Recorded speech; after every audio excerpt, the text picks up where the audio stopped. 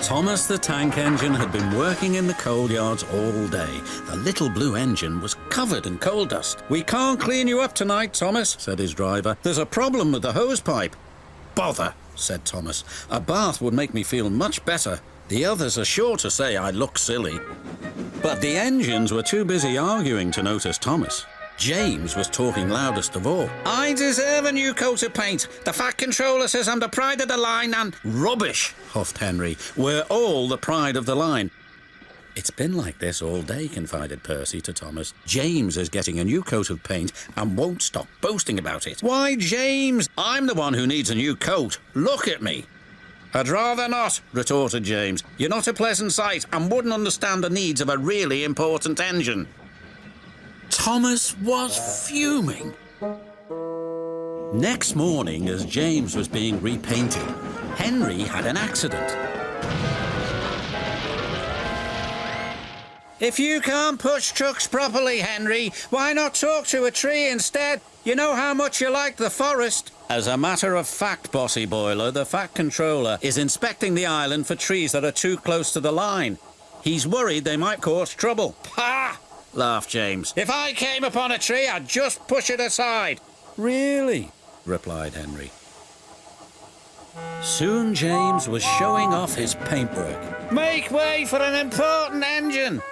"You wouldn't feel important if one of these trees crashed on you. You'd feel hurt," reproached Percy. "Rubbish! It wouldn't dare." "You should be careful, James. Trees can be just as powerful as engines," advised Terence. "Pah!" snorted James. "Now excuse me, the Fat Controller needs me to pull the express." And he huffed away. But James was wrong. "You must go to the yards and collect an important goods train, James. It's heavy, so be careful," said the Fat Controller. "But, sir, I've just been repainted. Can't Thomas or Percy do it? They're dirty and like working with trucks." Really useful engines don't argue. So James didn't.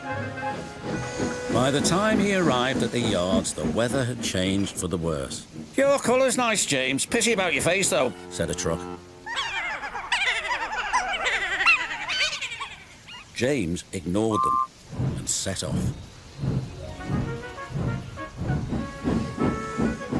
Soon they came to a hill and his driver knew that they were in for a difficult time. An old tree close to the track was being blown by the strong winds and rain had weakened the slope. All of a sudden the tree moved.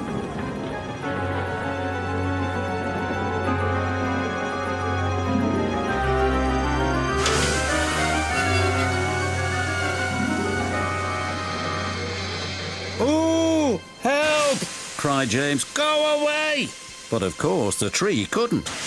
James tried to reverse away from the tree, but his train was too heavy. Then he heard a whistle. "It's Thomas," called his driver. James felt embarrassed and worried that Thomas would laugh at him, but Thomas didn't. He knew that this was no time for teasing. "Beep, beep, I'm ready," whistled Thomas. "So am I," James replied. "As ready as I'll ever be."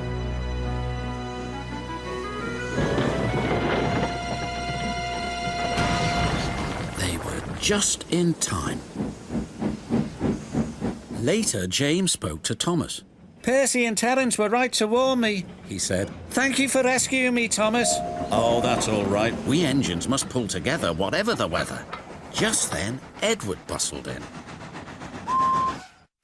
The Fat Controller thinks you're both brave engines. Thomas, you're going to have a new coat of paint, and James, the Fat Controller, says that tomorrow you'll pull the Special Express. Everyone was very happy.